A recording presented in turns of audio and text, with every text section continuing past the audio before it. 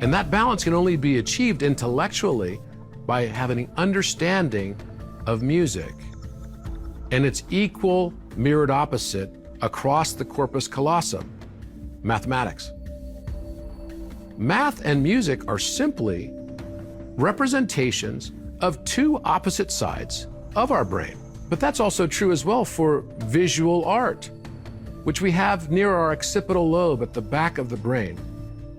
And its mirrored opposite representation, in this context, is the natural sciences.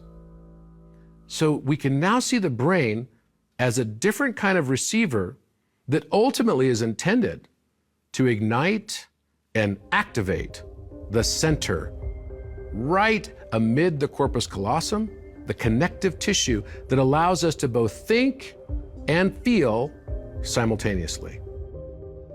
As we can balance our brain muscle through our study of the quadrivium, then we can actually activate the pineal and pituitary glands.